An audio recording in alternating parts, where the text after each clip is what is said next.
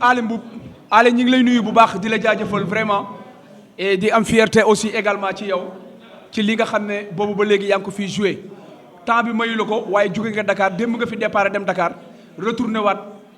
tey pour jouer li nga xam ne moom moo nekk signature contrat bi sa diggante ak Pambay nag samedi ak dimanche la man tuuti naa ci di ci wax je pense que ne yow ci sa bopp fi ma taxaw nii di jël micro bi sa waroon ngaa mën a ñëw teew jël micro bi wax ci ñu lay jaajëfal bu baax yow ak orchestre bi nga àndal gars yëpp vraiment di leen wax ne ñu ngi leen di suivre on est de tout cœur avec vous parce que temps yi moom yaakaar naa ne képp kuy wax musique xam na Kaolack desuñu gannaaw te lépp yaa ko waral merci encore une fois ñu ngi lay féliciter di la encourager di la wax ne ñi ngi sa ginnaaw bu baax a baax a baax ñu bëgg ngeen tàcc ko moom Ale bala ñuy démarrer vraiment. merci aussi à Fallou ñu koy nuyu bu baax suñu sëriñ moom it vraiment depuis ce matin mi ngi fi di installé di nuyu di jaajëfal bu baax a baax pour démarrer. ñi nga xam ne ñooy waa jàppandal production ak station SDPP bi nga xam ne fii la ñuy defee signature bi di jaajëfal bu baax a baax aussi Cheikh Mbaye aussi vraiment mu bokk ci ñoo xam ne depuis que gars yi jug ne dañuy taxawal làmb ba léegi mu ciy wax di ci woote di ci dugal crédit te soxlawu ci dara mérito na aussi des remerciements di remercier bu baax soxna soo xam ne moom it ci jàppandal production la bokk ñu naan ko Aïda moom it vraiment mu nekk une fille très battante boo xam ne mi ngi ci ginnaaw jàppandal production di remercier Système Mia bi nga xam ne moom it vraiment mi ngi topp ci surtout Sine Saloum info bi nekk directrice commerciale rajo Dunia FM Kaolack nekk di ko def en direct depuis 16h ba léegi nii moom it aussi mu rejoindre li nga xam ne moom mooy jàppandal production mu nekk lu rafet loo xam ne dañu koy rafetlu. di remercier aussi Vieux Sakho bi nga xam ne moo nekk le président de jàppandal Pambay aussi bàyyiwuñu kenn waa station SDPP di remercier aussi la presse. ki nga xam ne moo fi teewal sunu lamb dañu woo sunu lamb ñu daal ne Abdoulaye Diagne na ñëw parce que signature contrat boo xam ne dañu dajale ay mbër ci benn salle ñoom ñëpp ñu war leen a jox avance ñu ne sunu lamb dafa war a ñëw parce que ku ne xam ne ne Abdoulaye Diagne lépp lu mu bind boo xëyee ci revue de presse li nga xam ne moom mooy lamb Sénégal da nga ko ciy gis kon mënta ñàkk ci lamb bi mënta ñàkk ci signature bi ñu ngi koy wax ne ko si liggéey vraiment rafet na biir Kaolack te dafay liggéey bu am solo boo xam ne day ñëw def liggéeyam dem dans l'ombre te kenn du ko gis ñu ngi lay féliciter grand bu baax a baax ci sa disponibilité ndax depuis 16h yaa ngi fii di nuyu groupe Sadam bi nga xam ne aussi vraiment ñi ngi def lu rafet ñoom ñoo yore caméra yi nii ñëw avec une équipe féminine muy jigéen ñi nga gis nga xam ne moom moo leen di tàggat ci wàllum audiovisuel pour que bu ëllëgee bu ngeen di gis góor muy filmer Kaolack ngeen fay gis jigéen tamit muy filmer tey la seen formation war a jeex ñoom it aussi bëgg nañ ñu accompagner ñu ci li nga xam ne mooy événement bi yëpp. léegi sans plus tarder dañuy nuyu ñëpp di jaajëfal ñëpp ma limal leen mbër yi nga xam ne ñoom lañ fi woo tey après ma jox président bi nga xam ne moo nekk président jàppandal production muy Vieux Sakho mu dugal ci ay kàddoom huissier baa ngi nii toog ay daa nga nee toog bu ko defee ku ci nekk ñu woo la yow ak sa manager ñu signé li nga xam ne moom la ñu woon waxtaan ak yow bu ko defee ñu jox la sa avance nga dem dans la paix ñu préparer li nga xam ne mooy événement bi dinañ ci gën a wax. di nuyu Cheikh Niang parce que tamit déplacement bi sori na Yaawu Diall aussi depuis ce matin ba léegi nii mi ngi biir Kaolack ndangaan te signature bi moo ko tax a ñëw léegi nag jàppandal production ci ndimbalal suñu borom ak waxtaan bi nga xam ne def nañ ko pour yëkkati li nga xam ne mooy lambu Kaolack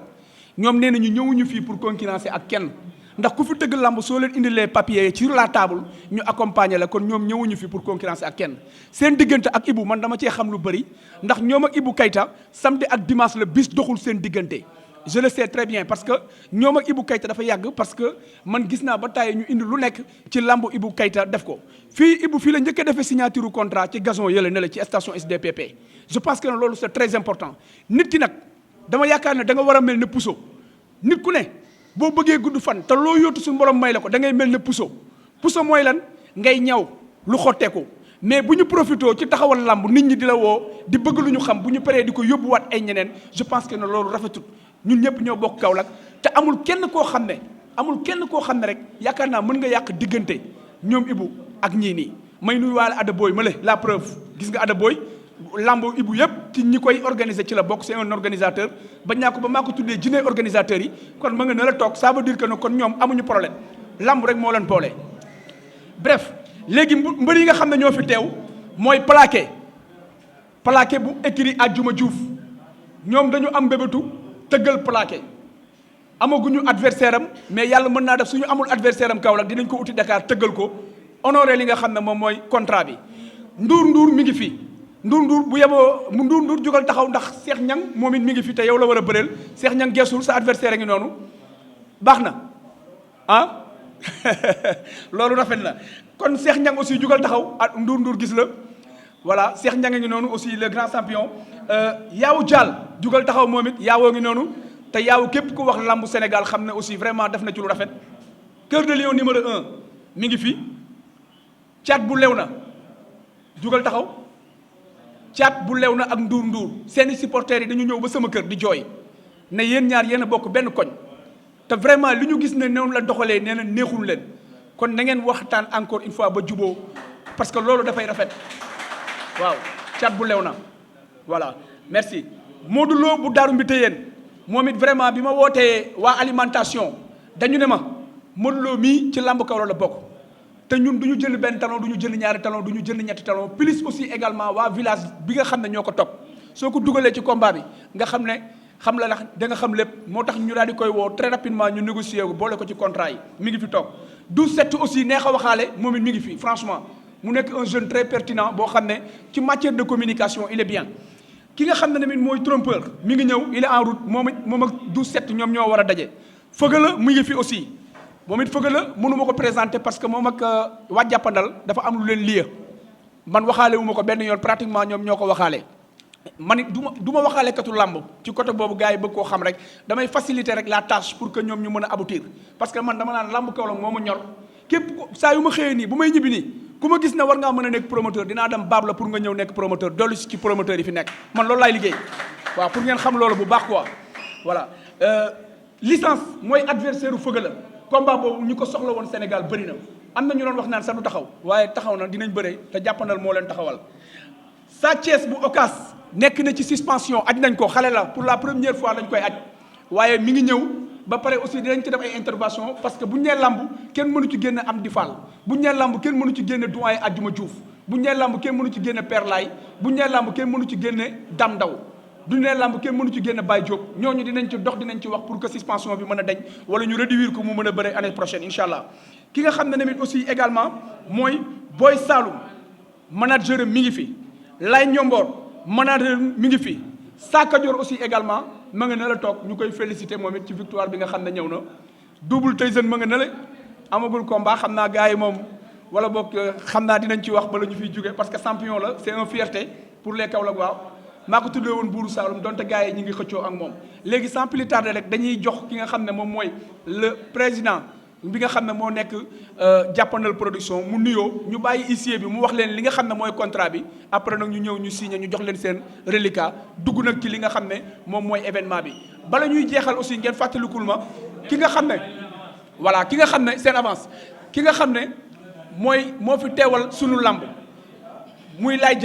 Laye Diagne bu sunu lamb tey dama koy jox kàddu pour mu wax parce que li tax ma koy jox kàddu mooy événement majeur bu mel nii waa Dakar yëpp di woote bëggoon a ñëw sunu lamb rek ça suffit pour mu ñëw parce que lu mel nii dañ ko daan gis gars yi di ko créer Dakar bu ñu gisee ku ko créer dugal ci ay millions day baax ki nga xam ne mooy Abdoulaye Diagne ñu liggéey ak moom du début à la fin kon Vieux Sakho à vous la parole. asalaamaaleykum gars yi ñu ngi nuyu ñëpp ku ci nekk turam ak santam. ñun la waa jàppandal production la dafa nekk entreprise mën naa ne entreprise la boo xamante ne ay ndaw ñoo ko yor suñu mag di Pam Mbaye jiite ñu ñun ñëpp dooleel ñu sama rakk di Aïda bokk ci mbir mi ñun nag lu ñu tax a jug mooy emploi des jeunes jàppale jeunesse su Kaolack bi nga xamante ne sport lañ bëgg sport lañ gëm ñun loolu moo ñu indi ci làmb ji parce que boo xoolee ñun suñu première journée musique lañ ko def Alé Mboum moom moo ko def ale moom suñu relation ak moom dépassé na sax ay musique ay mag ak rakk lañ di remercier Jimaan bi nga xamante ne lépp moom moo ci jàpp moo ñu dooleel di ñu jàppale depuis boobu ba tey boo gisee nag ñu indi UC mooy dañoo bëgg a def loo xam ne lu professionnel la parce que nekkuñ fi pour caaxaan dañoo ñëw pour liggéey jàppale jeunesse su Kaolack en plus def social société bi loolu moo ko tax a jóg te ñun ki nga xamante ne moo ñu yar ci social jàppale ñu muy Serigne Touba Diaw nga xam ne dafa dëddu ñu koy ñaanal yàlla xare ko àjjana te xam naa ne yàlla xare na ko àjjana ndax loolu la bëggoon ci ñun dafa bëggoon ñuy kuñ tane ñu dimbale ko en plus ñuy social kon ñu ngi koy ñaanal yàlla na ko yàlla xare àjjana en plus ñuy remercier suñu sponsor yi nga xam ne mooy jàppandal Owel ak SDPP ñu ngi leen di remercier bu baax parce que taxawu nañu ñoom ñooñu waa SDPP sax ñooñu jox fii nañu kaay leen ngeen def seen signature yi fii loolu lañ ci bëggoon a wax en tant que président après bu ñu commencé waxtaan wi ba ci kanam ñu gën a xóotal incha allahu rabi. voilà merci Vieux Sakho sa wax rafet na sa kàddu rafet na léegi nag dañu bëggoon ngeen teewlu bu baax huissier bi li muy wax vous les vérificateurs yéen mbëri ngeen déglu bu baax huissier bi indiwuñ ko fi pour mu jàpp kenn di tëj parce que yaakaar naa ne ku soxla làmb waa SDPP di la jàppale waa huissier bi nan la tudd la ñuy njëkk wax xam naa bu après dina présenté wu parce que Abdoulaye Diagne moo koy laaj pour que ñu mën a xam rek li ñuy bind ci li nga xam ne mooy la presse dañu koy bàyyi mu présenté wu. asalaamaaleykum Mamadou Dieng la di waaw nekk cabinet maître François Ngom huissier. waaw suñu teewaay fii de mooy li nga xamante ne moom moo tënk comme ñi nga xamante ne ñoom ñoo war a bëri parce que nekkuñ fi comme par exemple te fi comme nii rek yi nga xamante ne nag moom moo jëm ci comment dirais-je ni nga ci contrat yi pour ñu mën ko respecter ni nga xamante ne noonu neen koy defee loolu moom moo ñu fi tax a toog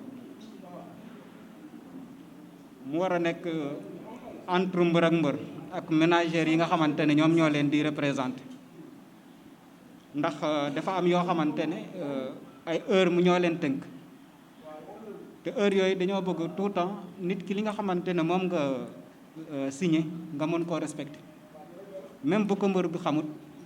ménagère am bu demee bay jël mbër en charge pour yor ko mu war a nekk koo xamante ne responsable lay doon mën a wax poulain am mu mën a def li nga xamante ne moom la koy wax bu loolu passé ñoom jàppandal production ñoom présenté nañ ma ne danañ def comme ay face to face yoo xamante ne dana am feneen. s'il vous plaît bàyyi leen xel ci li muy wax ci contrat bi bu leen arrangé ngeen mën ko signer c'est très important léegi mu ne danañu def face à face. ñaata face à face la wax. 3 lañu wax. 3 face à face. 3 mu ne 3 face à face dina am.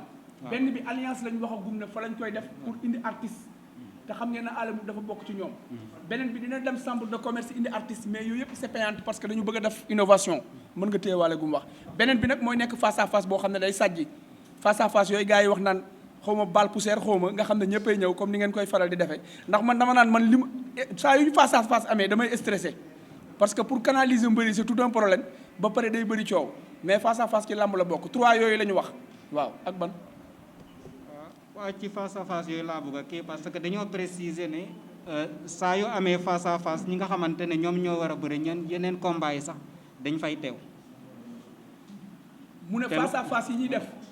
ñi nga xam ne ñoom ñooy nekk yenn mbëri yi nga xam ne yëpp ñoom dañu ko am maanaam cocktail bi nga xam ne dañu ko am muy 3 yoo xam ne dañu ko war a tëgg ci saison bi 3 lamb yoo xam ne dañu ko war a tëgg ci saison bi mu ne saa yu ñu amee face à face payante yi nga xam ne face à face VIP la mbër yooyu yëpp ñoom ñooy ñëw sur table comme nii rek bien organisé am na buy xew alliance am na buy xew tamit chambre de commerce ci li ñu ma waxagum beneen bi 3e bi peut-être xam naa ñoom dinañ ko définir. fii aussi buñ paree comme ci li ñuy wax yëpp ménagères yi danañ ñëw signé jëlaale seen avance mbër ñun ñu doog a ñibbi te noonu ni nga xamante ne noonu lañ ko defee nii bi mu commencé bi ni mu na muy jeexee yëpp dama koy bind. ménagères yooyu aussi dinaa leen contacter waat pour ñoom ñu signé waat ci sama PV bi nga xamante ne moom lay defar. pour l'instant amagul benn PV boo xam ne da koy rémunérer pour que les managers ñoom ñu signé ci. ce qui est essentiel mooy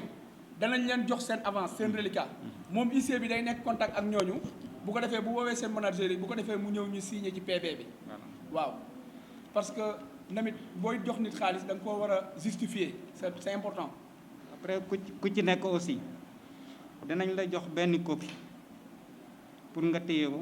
benn copie wu PV bi. copie PV bi danañ la jox benn feuille PV bi pour nga téye ko. pour yow ci sa bopp nga mën a xam exactement li nga xamante ne moom moo la tënk ak sa morom. voilà pour nga xam lan moo la lié muy contrat bi. parce que France depuis 90 dañ ne képp ku jox nit xaalis lebal ko soo ñëwee di plainte nit ne diw damaa yoral xaalis te amul lenn lu leen lié par papier yow ci sa bopp dañ lay jàpp tëj la 15 jours de sursis parce que franc grand délit nga def. Sénégal nag moom xam nga pays dëkk l'islam la. mën ngaa lebal àjjuma juuf te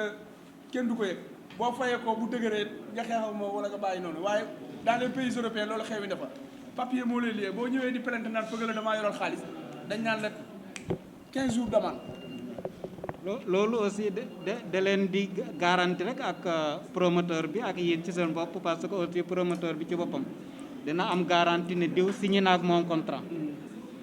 yow mbër mi aussi da nga xam ne kii signé naa ak moom contrat ku ci nekk. boo wàccee yoon bi da nga xam ne man maa wàcc yoon bi parce que la nga xamante ne loolu lañ ma tënkal ci sama contrat defuma ko waaw te loolu lañ ciy éviter moom moo ñu indi fii nii parce que mënoon ngeen koo def nii rek après ku nekk dem yoonam wala ngeen bindante ay kii nii rek ku nekk bind li ngay bind dem fenn mais am na foo xamante ne bu fa àggee ay tiraillement di kii nii dugg na fii du am benn authenticité acte boobu te boo amul authenticité loolu moom day indi ay yenn jeexi jaaxa yi même bu fekkee ne da ngaa yóbbu nit kooku ci yoon.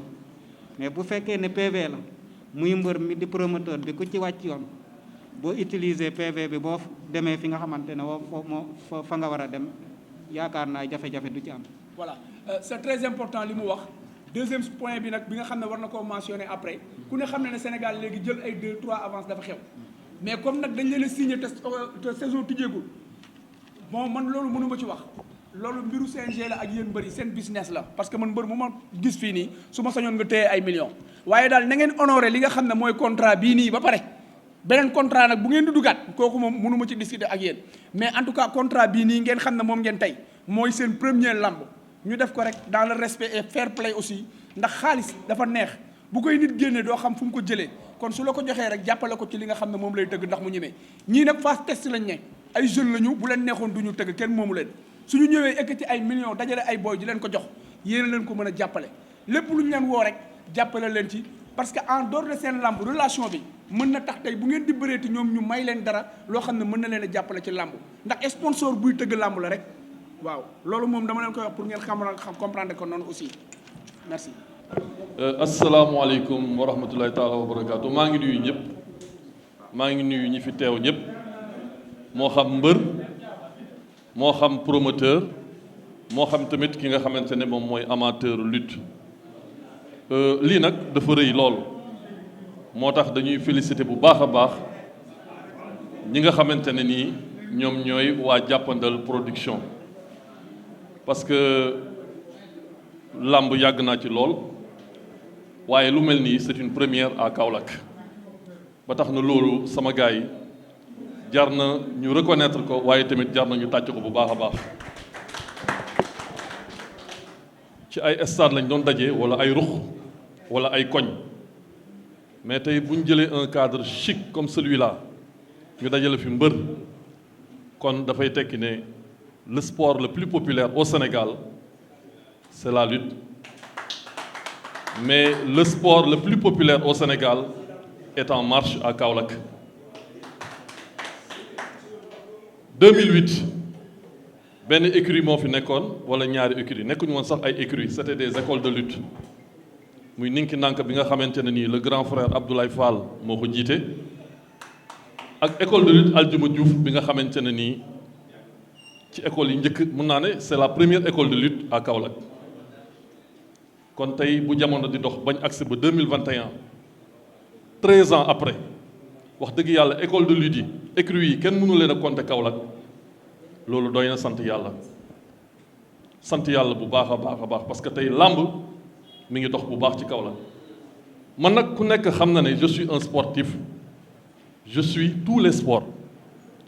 mais sport bi nga xamante ne nii man maa ko bëggal sama bopp maa ko bëggal sama xol mooy làmb làmb su ma koy seetaan suma kër des fois damay subbi sama mbubb wékk ko benn mbër laa amoon alhamdulilah rabbil alamin bàyyi na amatuma mbër muy Mohamed Ndao Tyson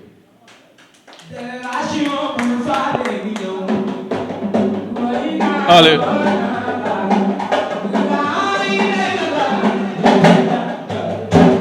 allez moom moo daan tax may stressé sport ñaari yoon la sama ronxañ tuuru ci sport dama ne woon ne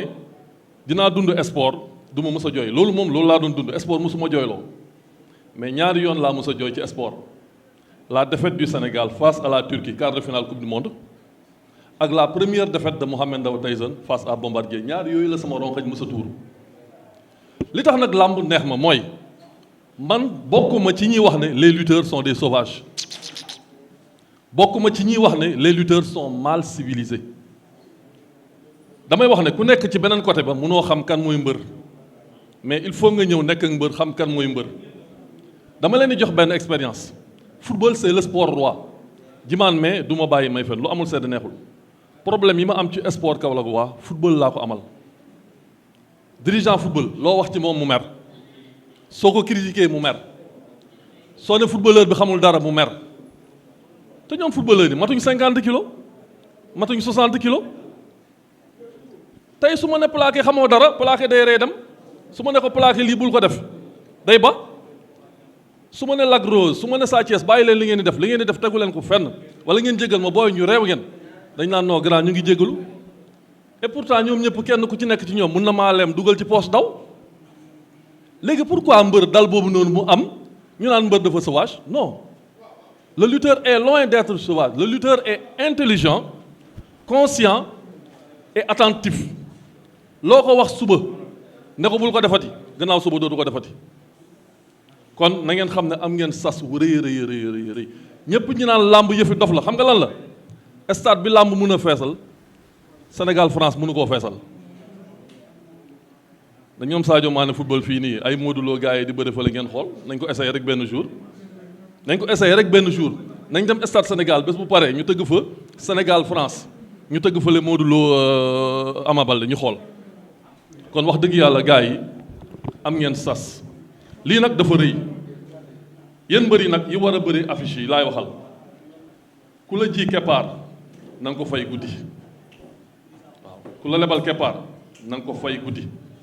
parce que defe naa ne oo la ci endroit bu mel nii jox la xaalis bu bëri man de maa ngi koy door a gis waaye nag attention dañ leen jox xaalis mais dañ ko sécuriser waaw dañ ko utal kaaraange dañ ko utal sàkket dañ ko utal urmbal li koy firndeel mooy le huissier est là moo tax loo xas ba signé saye xaalis nag neex na lool mais dafay jeex je vous remercie Djimane.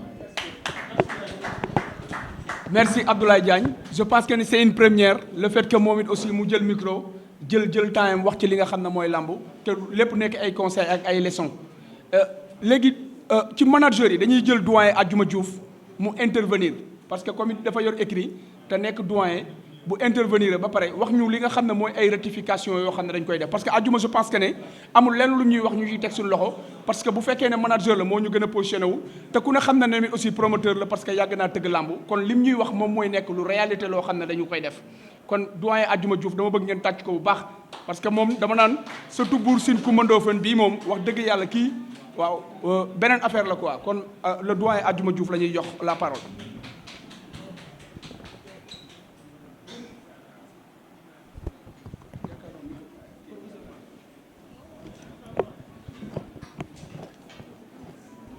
salaamaaleykum wa rahmatullah maa leen nuyu yéen ñëpp di leen sant di leen gërëm bu baax a baax di sant nag vraiment xale yi xam ne ñoo xalaat lii bu di ko def vraiment maa leen di sant di leen gërëm bu baax a baax di leen ñaan gudd fan ak weer di leen ñaan nag Djimane tey damaa kontaan tey parce que miti woon na lambu Kaolack miti woon na lool miti woon na ci ñun trop ñu amoon problème lambu Kaolack parce que tey xale yi amul leen lu yaakaar bu di bëre kon nag xale yi bu ñu yoree nag ay écurie yor leen am xale yi ñëw pour jàppale leen vraiment dañ leen war a encouragé sant leen gërëm leen bu baax a baax gën leen a jàppale gën leen encouragé bu baax a baax bon nag gàcci ngaalaama yéen yàlla li ngeen bëgg ci àdduna yàlla na ko yàlla def ci barke salaatu fatiha parce que ñun amuñu leen bu xale yi ñii suñu doom lañu ñii suñu rak lañu ñii suñu set lañu ñu yaakaar bëre ñu bëre bu bay bëre amuñu lii ñu am ni ñun amuñu ko woon ñu nekk Kaolack am problème du lamb am problème promoteur ñaari promoteur moo fi nekkoon man la woon ak as kese ñoo fi ne woon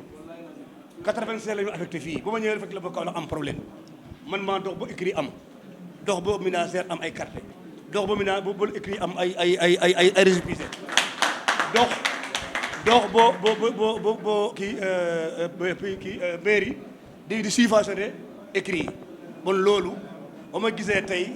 ma nekkoon ci tig man kese ak as bu ngeen ñëw di def lii ba ñëw Ibou Bamara ñëw ak ñoom Moussa Diama ñëw bu ngeen ñëw ñeneen ñu ngi ñëwaat encore bon nag vraiment kontaan naa ci yéen yàlla yàlla jàppale leen ci barke salaatu fatiha ñun nag ñu ngi seen ginnaaw guddi ñu ngi seen ginnaaw bëccëg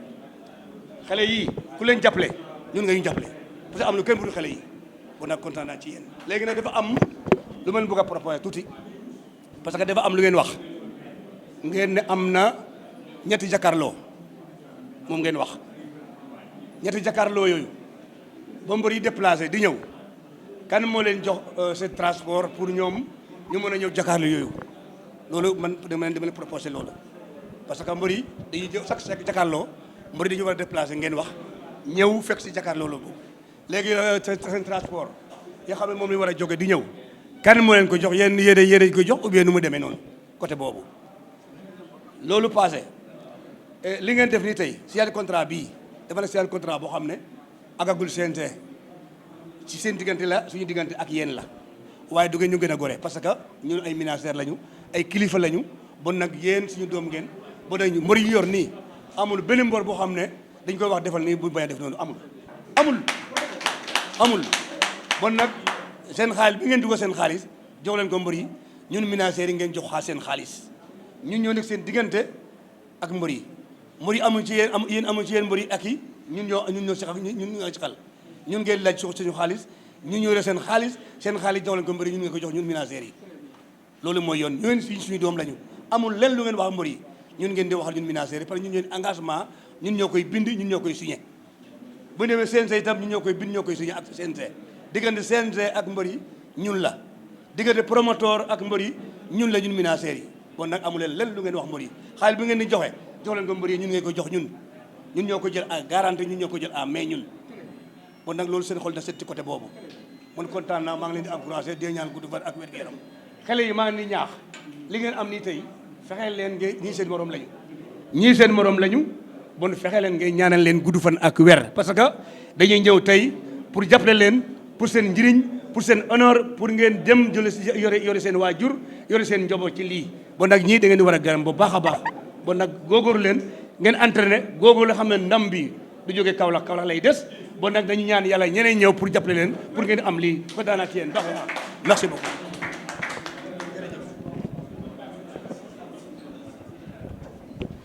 voilà léegi pour yaatal rek ci turu Ibou Keita promoteur ak ci turu Moussa Diama Mbaye dañuy jël ñaar ñoo xam ne kenn mënu leen a wax te duñu leen wax muy Ada Boy ak ki nga xam ne mooy Dame Ndaw parce que li ma waxoon rek ñii sponsor la rek buy ñëw dolli ci mbuum ji karaw kon pour wax leen ne rek ñëpp benn lañu dañuy bàyyi Ada Boy pour 2 minutes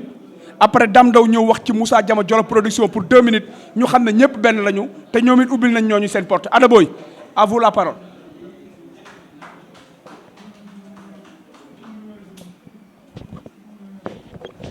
asalaamaaleykum mbooloo mi maa ngi leen nuyu ñëpp di rafetlu jataay bi vraiment sànq ba ma duggee salle bi dama kontaan trop ndax li tax ma kontaan mooy jeunes yi nga xam ne ñooy waa Jàppandal Production tur boobu tey su ma neexee ma ne man maa ko créé man Ada Boy ñii jeunes yoo xam ne lañ am nañ vision jeunes yoo am vision lañ bàyyi leen seen xel bu la neexoon tey ñu yem seen liggéey seen gasoil ak seen essence mais jour bi may njëkk a toog ak ki nga xam ne mooy Pape Mbaye ku ñàkk ki ñaan ki borom xol bi yaatu bi nga xam ne du def dara tànk oowu ma jàppee ma grand frère soxla bu ma am wax ko moo ci gën a gaaw ba ñu toogee këram dama ne ko Pape il est le temps pour ngeen jóg ngeen liggéey ndax ay jeunes ngeen te yéen ngi jàppale jeunesse bi ut leen seen label lépp lu waa Kaolack gi xëccoo ngeen xëccoo ko ak ñoom du affaire xëccoo sax mais lu ñu dugal seen loxo ngeen dugal seen loxo ndax bokk ngeen xol bokk ngeen xalaat bokk ngeen xol bi ndax boo gisee Pambay fa ngay gis Vieux Sakho fa ngay gis Aïda Malé ñooy ànd di liggéey seen affaire beneen bi mooy ñu am ay option nag biir Kaolack yor fi ay projets yoo xam ne du lii rek de yemagul fii projet yi du indi àll boobu Cœur de Ville du indi Wally Seck stade non yemul foofu du tëgg lamb stade non non projet yaa ngi si kanam moo tax ma ne bu yeboo nañ leen bàyyi xel bu baax ñoom nag dañoo ñëw dugal seen xaalis si làmb xëccoo wuñ ak benn promoteur fii laa koy waxee nag mu leer ndax buñ ne SCP nit li mu lekkee si làmb si sponsor na ko gërëmee jëmm ji toog muy Pambay Ibou Bambara bu demee tey ba am sponsor ñu di ko jox ay chèque 1 million di habillé blouson mbër yaa ngi di ñu ma bàyyi ma fenn di habillé tëggkat yi saaku yi nga xam ne mooy wër ci STP lay doon Tafa Jaw mi nga xam ne mooy frère Pambay ne ko lépp lu ngeen soxla guddi ak suba ngoon ñëw leen ñu jox leen ko kon kooku bu jógee ne moom tamit damay yokk développement Kaolack damay yokk sport Kaolack dañ ko war a mën a gën a jàppale mais kenn war ko mën a xeex Pape maa ngi leen di conseillé Vieux Sakho Aïda maa ngi leen di conseillé benn affaire Kaolack méttiwul de coow lee bëri mbele ngee bëri rek mais méttiwul ndax ay jeunes ngeen fii ngeen juddoo fii ngeen yaroo fii ngeen màggee fii ngeen tekkee kenn ëppale wu leen Kaolack bu ñu tegee 1 million war ngeen mën teg si table bi 1 million pour organisation mën a réussir ibbil nañ leen bunt yi ñun jeunes Kaolack yi en tant que man mi nga xam ne organisateur laay liggéey parce que loolu suma xam-xam màcc si wàllu organisation ibbil nañ leen bunt yi Pambay ñëw leen même bu dul lii ñëw leen ak leneen yeneen facette yu bees booy yi mbër yaa ngi fi ñaata équipe ñoo fi ne mais mënuñ xaar Moussa Diama mënuñ xaar Ibou Bambara si ay benn journée mënuñ leen xaar dañuy wax dëgg kon yenn booy yu mbëri bu ñu gisee yeneen promoteurs yu taxaw pour yokk làmb Kaolack kon dañuy sawar ñu tamit pour jàpp si parce que sport moo ñu ñor amul nëbbante père yaa ngi dañu ma bàyyi ma fenn làmb moo ñu ñor làmb moo ñu ñor Ibou neneen bis si guddi Pambay ba heure laa ñëw sa kër 11h laa fa dem ba 1h du matin man ak moom ñu ngi taxaw si buntu kër gi di waxtaan barki Seydina moom amul lenn loo xam ne Ibou Bambara ngay xëccoo ak Pambay amul lenn loo xam ne Ibou Bambara ngay xëccoo Moussa Diama amul lenn loo xam ne Ibou Bambara ngay xëccoo waa Jàppandal Production amul ma wax ko fi ne mu leer avant ma ñëw ma ne moom déggante nañ téléphone ma ne ko maa ngi dem signature contrat ba man su ma ñëwut du ma gor man su ma taxawul fii tey su ma tànk du ma gor Vieux Sakho xam ne li may wax Aïda xam ne li may wax Pambay xam ne li may wax su ma fi taxaw du ma gor Jàppandal Production lépp lu mu organisé Ada Boy bu fa taxawut du gor man maa ko wax man li tax ma wax nag mooy loolu suma vie privée la man ak ñoom xamante nañ kii barki de moo jaay ba muy takk jabar maa ko organisé kon ay jabar laay organisé. doomu ma la Ada sama xamante ak Pape Mbaye ci yow la jaar. merci beaucoup Adama waaye léegi loolu amul problème loolu garaawul man Ada Boy li ma ñor mooy jor suma puso di ñaw su ma demee ba nar a tàggale diggante yàlla na ma fi yàlla jëlee man billahi lazi la ilaha illa huwa su ma demee ba nar a ngaa féewale ay doomu aadama yàlla ma fi yàlla jëlee man Ada Boy man maa fi dem yàlla merci beaucoup merci beaucoup. jërëjëf Ale yàlla na yàlla yàggal voix bi parce que vraiment fierté nga pour nous les Kaolack léegi bala may jox Pambay damay jox Dame Ndaw rek mu ñëw sànni ci parce que ku wax lambu Kaolack mënoo jéggi Dame Ndaw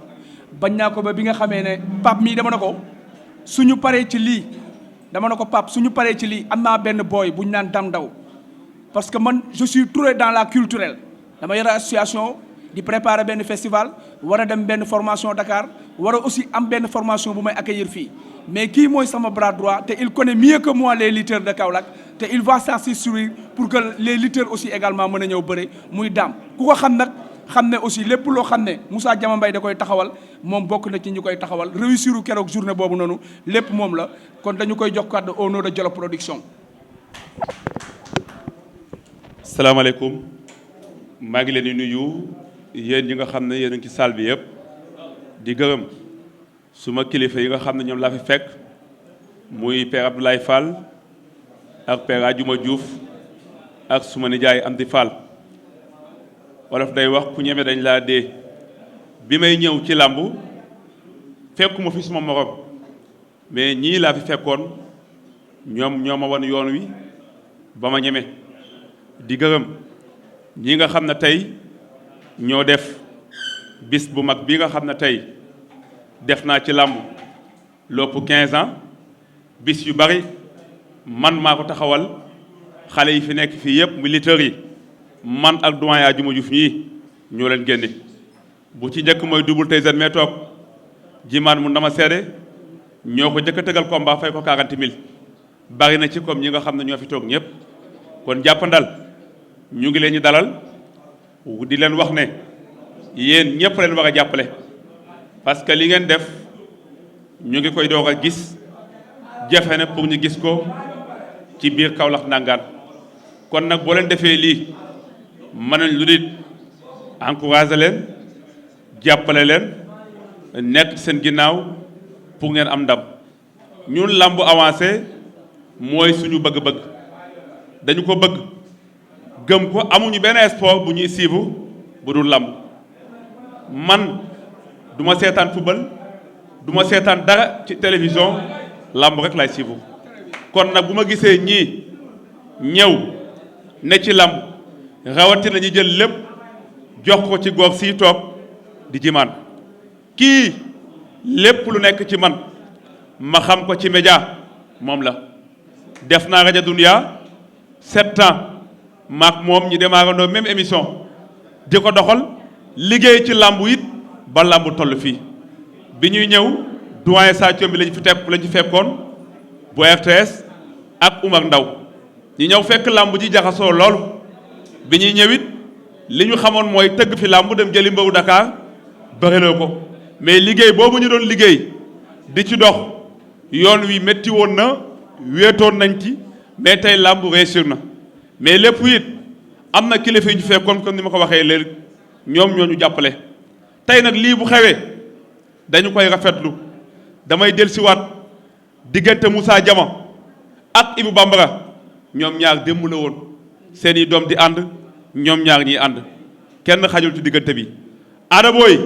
su ma mag la su ma xarit la lamb moo mel noonu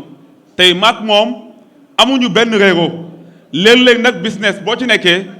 wax ji dafay bari kenn ku ci nekk ak version bu muy génne te kuy déglu nit ñi bu yàggee nga juum te ku bëgg a dem doo déglu kenn da ngay xool li ci sa kanam kon Ada suma mag la Moussa moo fi toogee tey mel ni na moo fi toog parce que lépp loo xam ne jëm na ci wàllu programme am ci làmb sama loxo la ne man maa ko yokk man daal maa ngi gërëm waa jàppandal doyen Abdoulaye Diagne bu suñu làmb kooku suñu référence la kooku suñu grand la man maa ko bëggal sama bopp ma wóolu ko loolu mu wóolu ma parce que tey làmb Kaolack mbër daan na bëre ba sonn kenn du ko xam mbër daan na bëre ba sonn kenn du ko xam am na champion yu bari yoo xam ne jaar nañu fi bëre nañ ba dee Jakarta sax mënuñ ko am bëre nañ ba dee xale yi nga xam ne combat petit combat la ñuy bëre la ñuy fayeeku tey ñoom sax mënuñ ko woon am kon ñoom am nañu mérite li ci am solo nag mooy lii Jimaan wax na ko sànq lu jëm ci wàllu papier la luy nit di signé na xam lu muy signé lu mu te li muy signé it na ko respecté loolu rek laay gën a ñaax mbër yi parce que léeg-léeg it xaalis neex nga signé loo xamul dem ba ca biir dugal sa bopp problème lu waay di signé na ko xam lu waay di wax lu waay di wax it ci contrat bi balaa ñu ko signé na nga waxtaan ak ñoom ba xam contrat bi lu ci nekk doog caa mën a d'accord parce que ñii kat dañuy suqali lamb parce que lii ñu fay mbër yi ñu ko fay ñu ci bari mosuñ ko fayee ko mosuñ gëm na sax seen kase dina toll fii kon loolu jàppale lamb moo tax ñi di ko def kon ñu ngi leen di jaajëfal ñu ngi leen di gërëm leen wax ne yoon bi kat yàlla na lépp yomb ci yéen jërë ngeen jëf. merci beaucoup Dame rafet na macha allah léegi dañuy jox Pambay suñ ko joxee nag léegi après nag léegi ñu dugg ci li nga xam ne moom mooy jox mbëri seen avance parce que guddi na te loolu xam naa ne à huis clos lay nekk waaw Pape ñëwal.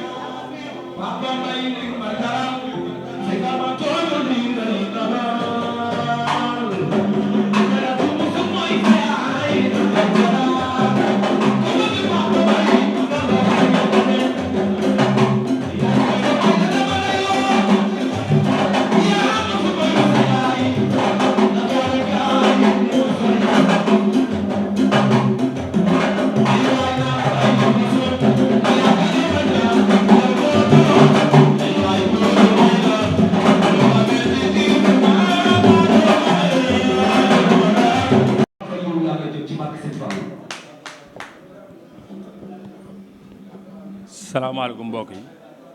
maa ngi nuyu ñëpp man nag wax moom baaxewu ma ko bu vie saa ko waxee rek président bi man waratuma wax waaye damaa bëgg ñu leer lu bare ci paa yi ñu ngi leen di siyaar ñoom ñëpp ñu leeral bu baax lu ñu tax a jóg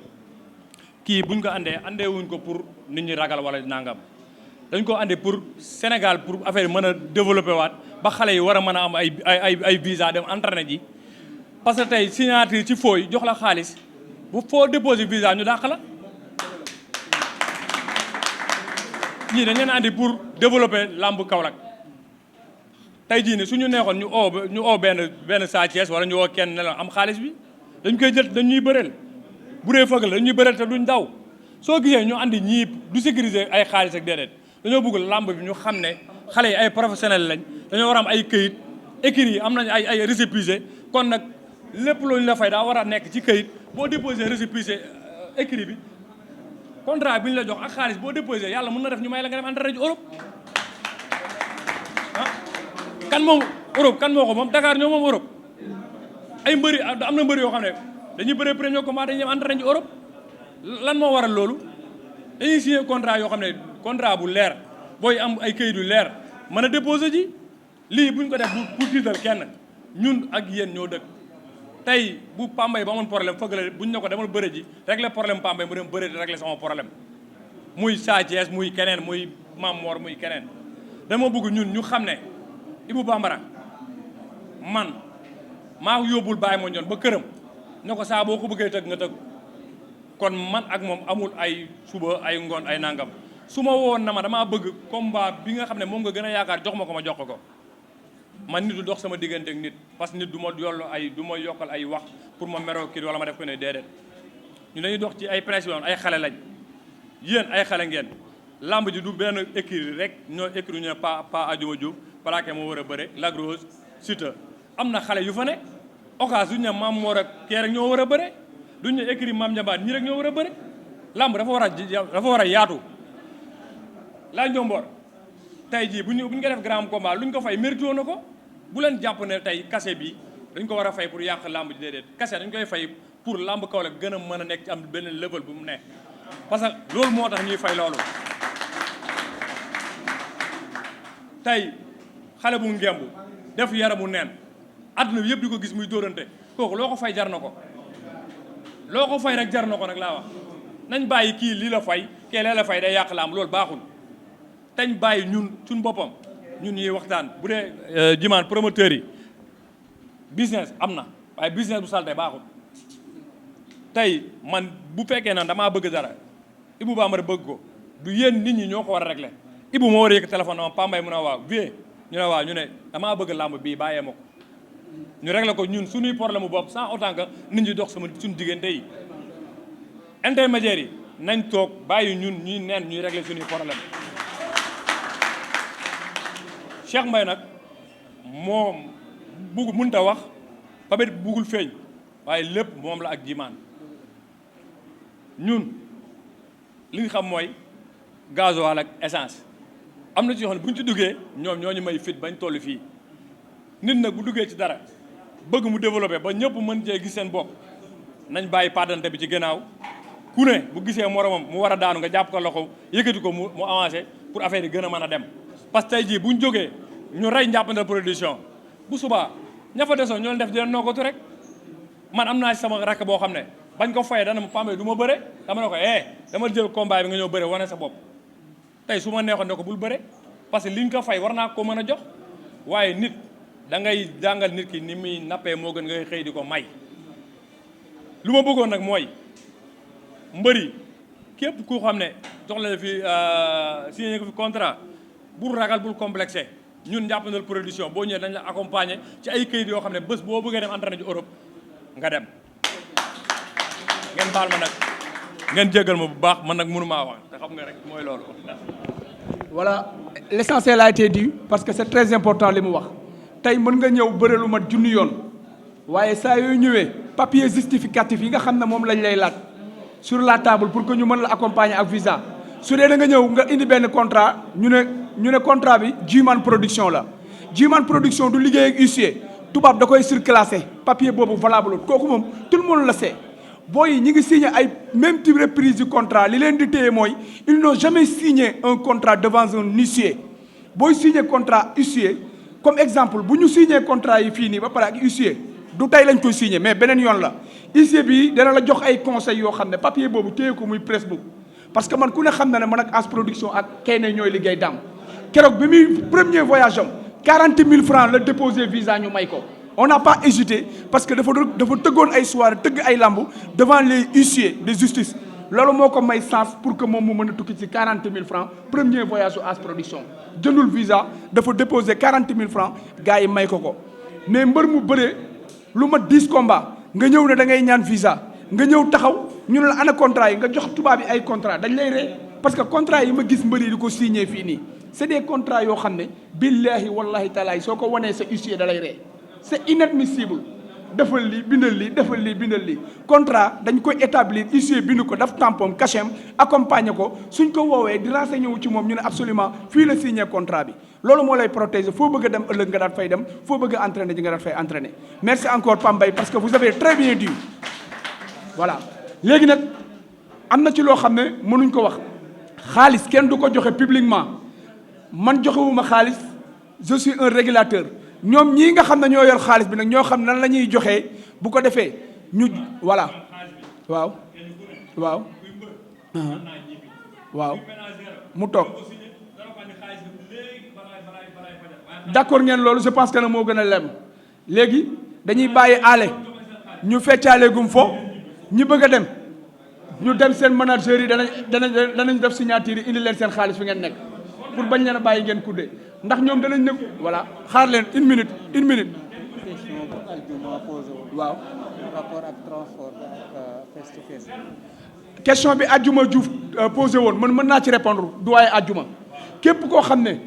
comme exemple ñiy def face à face yi loolu ci contrat la bokk ñoom dañuy ñëw duñ leen jox passe mais ñi nga xam ne ñoo war a bëre ci seen deuxième saison seen troisième combat. ñooñu noonu ñuy déplacé ñëw yëpp ñoom ñoo leen di rémunérer seeni transport c'est logique loolu moom il n'y aura pas de problème waaw te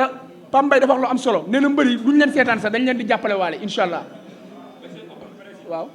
da nga bëgg a wax waaw joxal doyen Amdi Fall léegi suñu paree ci doyen Amdi Fall ñu bàyyi aale mu eggale ñu dem quoi.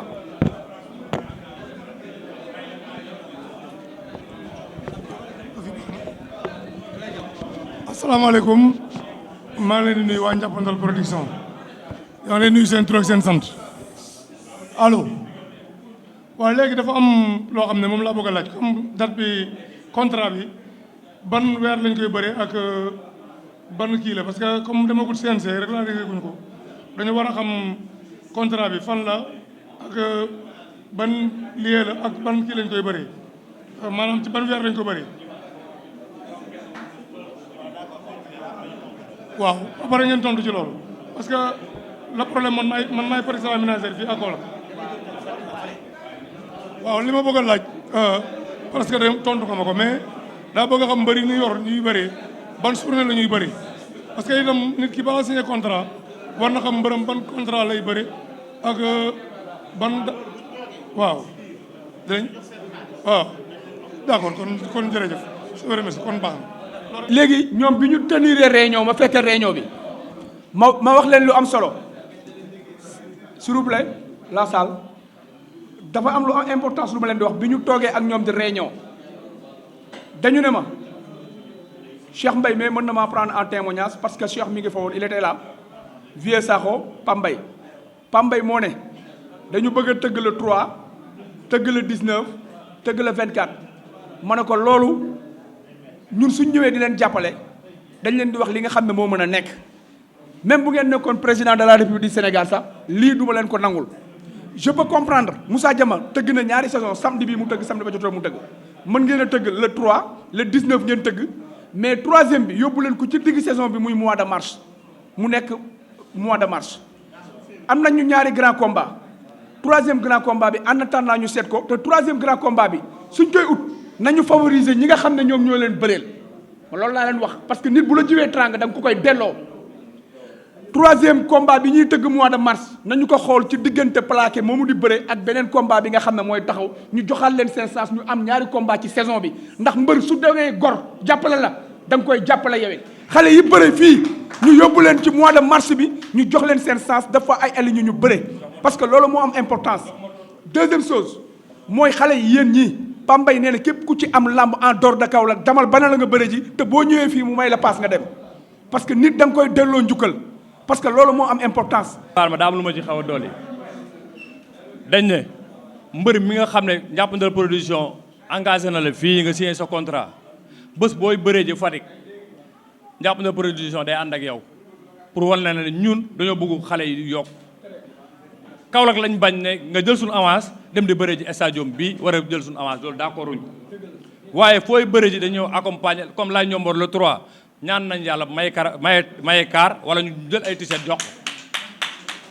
parce que kuy bëre ji xale yi tey jii nii ku bëriwul loo yóbbu sa kër ku ci am combat feneen boo xëyee suba bi wax ne am naa combat suba ñu accompagner la ànd ak yow loolu moom ñoo leen ko wax bu ci kenn am bu sax tàggoo ay label bi ñaareel ba per ajuma damaa fàtte per ajuma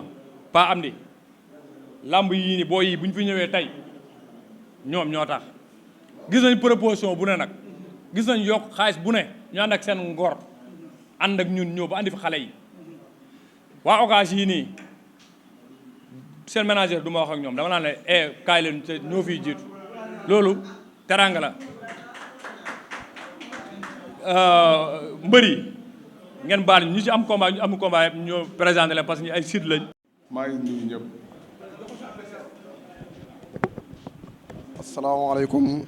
asalaamaaleykum mbokk Kaolack sama papa yi sama nijaay yi sama tonton yëpp ak ñëpp fi toog yëpp dëkk Kaolack ak ñu ñàkk fee dëkk. di nuyu sama adversaire bu baax man la Ndundur nekk écurie Ndargu Ndaw dëkk Jalañ xale top 5 bi. ndar gu mag laa koy jóge kii ndar gu mag laa ko jóge ndar gu mag. da ngaa xamul rek. wala jàppee. da ngaa xamul rek. wala keppee nga xam. boo demee ñu yeb la nga ñëw ma defaral la.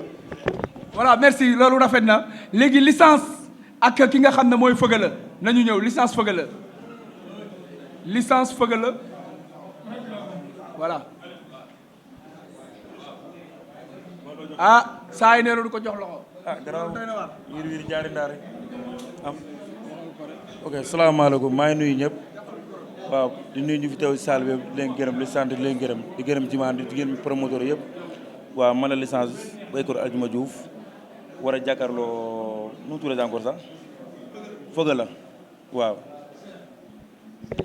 asalaamaaleykum waa salle bi yëpp maa leen di nuyu bu baax di nuyu sama père muy Père Amdi di nuyu Père Adjuma di nuyu sa waay ne lu mu def rafet na trop waaw man la fëgg la bu ikiri maam ñambaan la samouraay da Sam war a jàkkaarloog licence te bu bis baa du yomb de yow nga xam loolu am na fu ñu jaar na man ak yow xaw ma fàtte nga xaw ma fàtte woo waaw baax na bës man ma liggéey damaa liggéey ba egsi fii nga xam may bës su nekkoon bës la kon doo ma jël yow maa lay may bës maa lay may code bis baa ma lay dóor ba nga bëgg a dee voilà jërëjëf merci waaw des na nag sama gars yi bu leen fi kéegum voilà Cœur de Lion ak Thiat Cœur de Lion numéro 1 ak Thiat bu lew na waaw Cœur de Lion numéro 1 ak Thiat bu lew na waaw soog bi moom ñu ko soxla woon bëri na waaye far na taxaw voilà.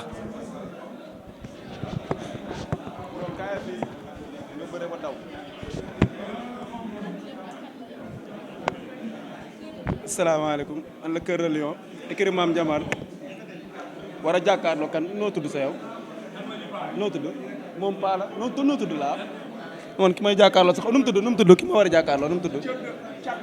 ah Thiat ma war a jàkkaarloo Thiat.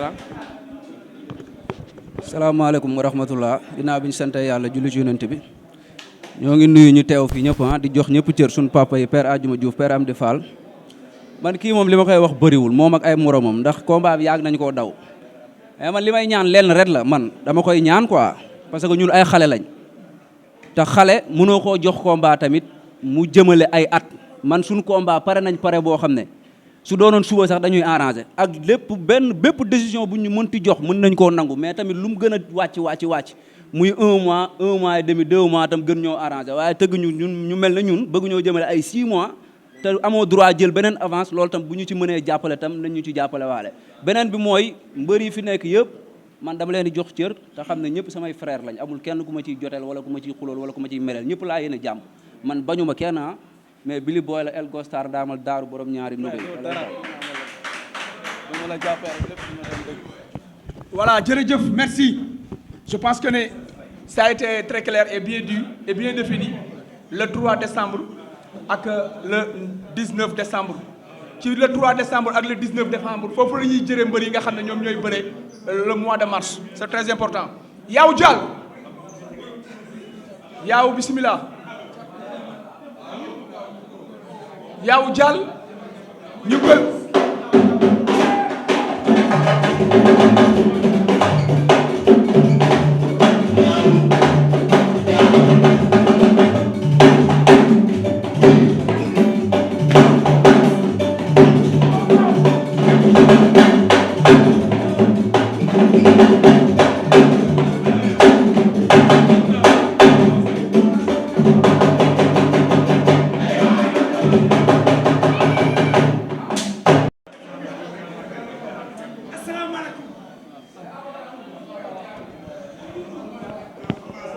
asalaamaaleykum gannaaw bu ma sant yàlla sant Seydina Muhammad sallallahu alayhi wasallam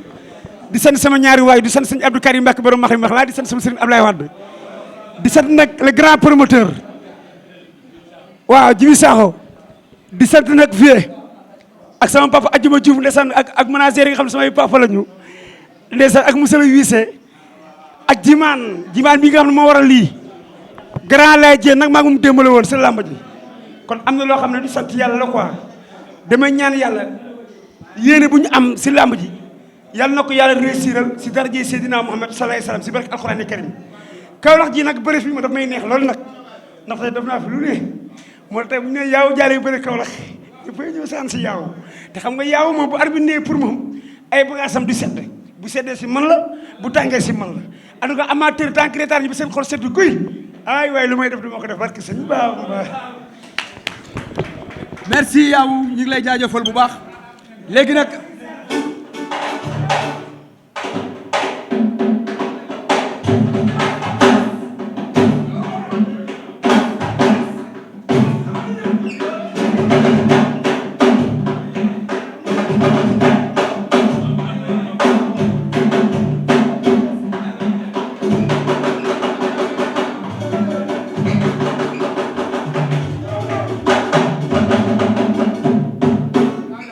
voilà jërëjëf Yaaw Modou Lo bu Daaru Mbiteyeen bisimilah ñëwal nga nuyoo Modou Lo bu Daaru Mbiteyeen ñëwal nga nuyoo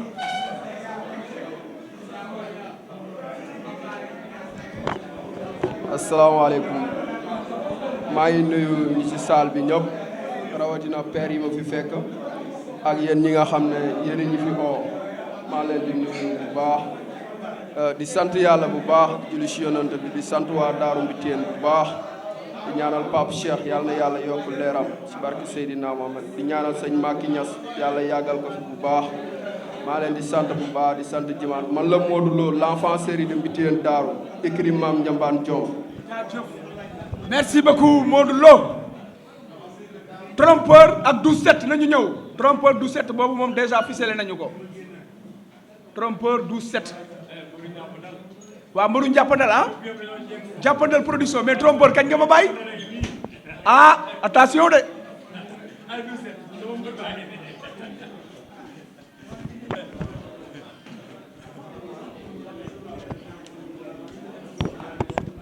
bismillaahi rahmaani rahiim bismillaahi rahmaani rahiim gannaaw bi ñu sant yàlla julli ci Yonent bi sant suñu ñaari waajur di sant assistant bi ñi fi toog yëpp di sant jimaan di sant suñu papa yi ñoom Père Adjumo waaw suma gaa yëpp sama mbokki mbëri aussi maa ngi leen di sant di sant sama mag bi ma àndal góor ñoom maam góor di sant ñëpp daal di sant aussi Pape Mbaye parce que Pape Mbaye mën naa ni moom sama kilifa la sama lépp la parce que moo ma yar bi ñuy nekk école football waaw di ma yar di ma tette ba ma toll fi ma toll kon tey bu defee lii daa delloo buum ci mboy mboy la dëgg yàlla man moom duñ ñaar kenn la moo tax bu ma fayu leen dërëm sax fu ma woo damay dem parce que alxuraani karim parce que maa ngi moom du xaalis waaw comme signature la nag xam nga rek face to face ñu gisante ak suma adversaire looloo tax ñu ñëw waaw xaaral ma déglu ko rek ba xam lu muy wax ma fekk si bés bi auzubillahi min seytaani rajim bismillahi rahmaani rahim ma sante yàlla julli si yonent bi maa ngi nuyu waa écurie Ninki Nanka yëpp man la du set di nuyu Perlaay di nuyu sama grand ndooy ma àndal ak sama rakk ñoom Thier ñoom Ismaïla ñoom Yàgga ñoom Souleymane ñoom ñëpp maa ngi leen nuyu bu baax di nuyu gaay yëpp maa ngi leen nuyu bu baax ñoom Alem Bouba Tambour Mazor bi yëpp maa ngi leen nuyu waaw di nuyu gaay yi jimaan maa ngi leen nuyu bu baax di nuyu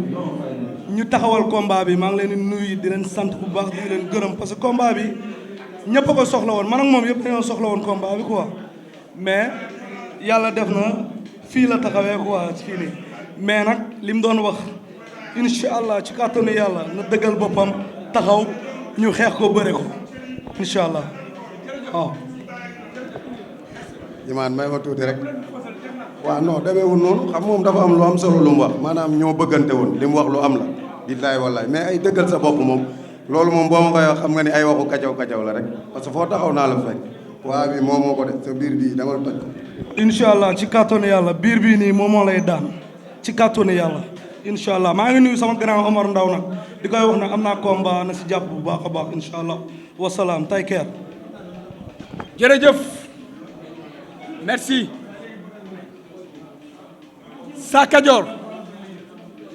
Sa Kajoor na ñëw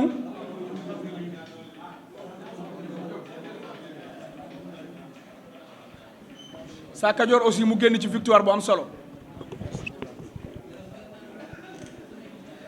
auzu billaahi mina seytaani rajiim bismillaahi rahmaani rahiim sant yàlla bu baax julli ci yonent bi sant suñu ñaari waajur di nuyu suñu grand yi ñu fekk ñëpp ci taabul bi di nuyu suñu papa yi di nuyu suñu ménagère Baye Diop ak Touba Ndiaye Baye Lata ñu def assistance bi man la Sa Kajoor écurie Ocass mbooloo maa ñëw def signature contrat sama digganteeg non man aw ma préfère non soxla ma kenn damay ñëw rek def contrat ñu xam ne def naa ko waa njàppandal quoi mais après à suivre sëñ Fallou. merci honoré na li nga xam ne mooy contrat am moom nee na amul ku muy laaj loolu am na solo.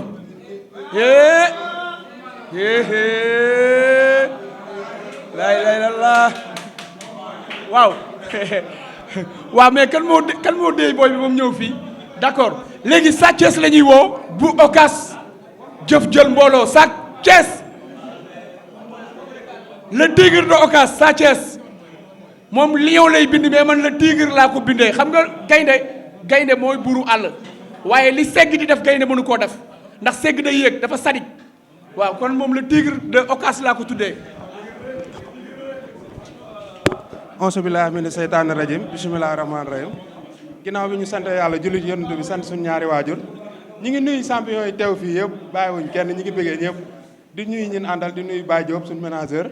di nuyu sama grand Baye Laat Touba Ndiaye bàyyiwuñ kenn ñi ngi leen nuyu man la Sa Thiès écurie Ocass mbooloo jaayef jërëjëf jàppandal nag vraiment moom seen i mbir jàppandiku na quoi parce que kuy jox avance bay jox avance mbër yu ñu aj vraiment bëgg nañu xale yi am ci luñ jàpp waaye nag ku ñu aj war nañ koo mën a ajji ku ñu aj war nañ koo mën a ajji te incha allah gars yi danañ ci dox. jërëjëf Amadou Ba nee na danañ wax bañ bàyyi ko dinaa ko woo léegi manageru Lay Njomboor anamu ñu xam ne ñëw na manageru Lay Njomboor waaw ana bu Boy Saloum manageru Boy Saloum combat bii moom képp koo xam ne wax nañ la xam naa ne taxaw na doo ko gëm parce que combat bii ñi ko soxla te taxawul dafa bëri combat bu doy waar mais ñoom ñaari manager yi sa combat la xëy xoolal ma ne combat la ñuy nuyuwante seen biir di juboo jàkkaarloo na caméra bi bon salaamaaleykum assistance bi yëpp ñu fi nekk maa leen di nuyu di remercier waa jàppandal di rafetlu initiative bi ñu def parce que ñëpp xam nañ ne ci mois yu ñu jëm mois tabaski la ñu jël une fortune jox ko mbër yi kon dañ leen siy jaajëfal amuñ seen fay n'est-ce pas à part loolu dama leen di wax ngeen ñaanal sama mbër bi day bëri samedi bii à Dakar Lay Njomboor day bëri à Dakar nañ ko ñaanal yàlla defal ko ndam combat bi nag nekkoon na combat bu ñëpp bëgg ba ma ko waxee ne ko combat bi parce que mu ñu ngi ko taxawal ci à moins de 48 heures kon nga war a xam ne waa jàppandal nit ñi amul seen fay te jox nañu loo xamante ne weesu na woon njortu mbër bi lii nag c'est une première parce que c'est la première fois ñu gis lii ñun dañ doon signer licence dans l'informel ñëw nañ signer licence boo xamante ne avec si kanamu huissier ak ñeneen ñi nga xamante ne ñoo toog lii c'est une première kon dañ koy remercier c'est à saluer di leen ñaanal yàlla defal leen jàmm te jour ba suñu mbër am ndam ci kaw Boy Saloum. ku gën a liggéey rek yàlla na nga am ndam bismillah ñu ngi nuyu ñëpp di sant ñëpp di jaajëfal ñin fi fekk ñëpp di nuyu sunu papa yi nga xam ne bu ñu xamee làmb gannaaw yàlla ñoom la di jaajëfal kiimaan ak gaa yu baax yi nii toog quoi waaw Boy Saloum nag moom presque pare na benn yoon lañ déggante ci combat bi mu ne ma loo def baax na loolu lu ma pare woon la waaw kon daanaka ñun amuñ benn problème Pambay moom suñu nit la di wax ne nag lii gulet mu am fi quoi pour ñu wax ko lii mooy jàppale làmb bu ñu waxee jàppale làmb lii la yéen tey li Macky Sall bëgg loolu ngeen def mooy dajale jeunes yi jox leen ñu liggéey loolu ngeen def te loolu ngeen def noonu lii Macky Sall da ko war a dégg da ko war a yëg ñu jaarale ko ci média bi presse bi jël ko lépp dox ñu yëg ko parce que lii ngeen def mooy jàppale làmb waaw di talal loxo nag njiit écurie yi nga xam ne ñoo fi nekk ci lii nga xam ne moom la ñu waa CNG bi teg ñu tàllal loxo ñëpp jàpp ci ñu dimbale ñu te jéggal ñu xam ne ku boot bukki xaj baw la waaw affaire yi gone la parce que man duma xeex ñee duñ xeex mbër mi duñ xeex kon bu xeex amee supporters yi ñoo xeex kon loolu ñoo ngi koy jéggalu CNG di ñaan sunu papa yi fi nekk ak mbër yeeg ñëpp képp koo xam ne yaa ngi ci salle bi nga jàpp ci combat bi ñu jéggal ñu te yàlla tax jërë ngeen def. merci jàppandal production dafay jàppale lamb ça rime merci léegi dañuy woo Balla Gaye bu Ocass mooy dernier lutteur bi Balla Gaye bu Ocass bu ko defee après nag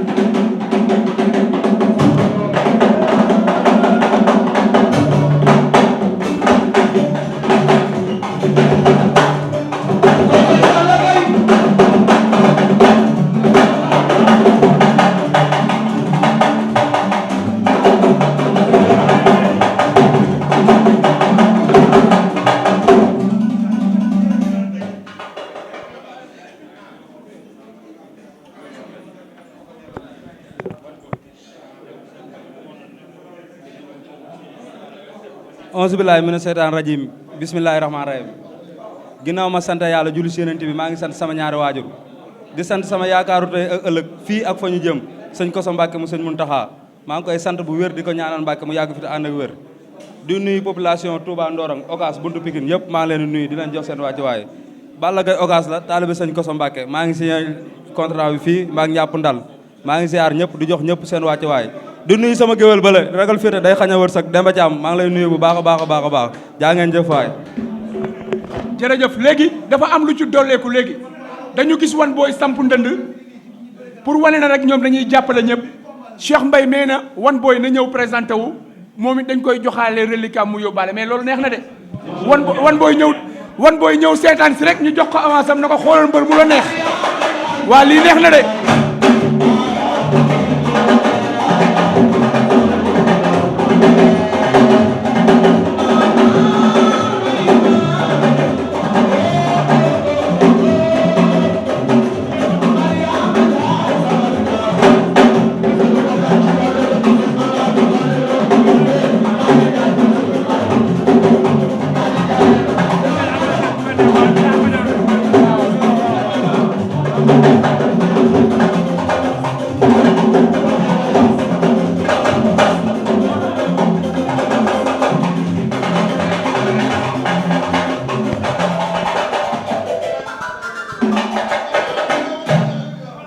bismillahi rahmaani rahim auzu billahi mina seytaani rajim ginnaaw bañ sant yàlla julli ci yonent bi di sant suñu ñaari waajur di sant fa ma jóge muy jalañ maa ngi sant ñëpp di gërëm ñëpp waaw ñeen nii la mën a demee lii dañ ko fay wane dañ ko fa wane incha allah rabbi maa ngi sant kii tamit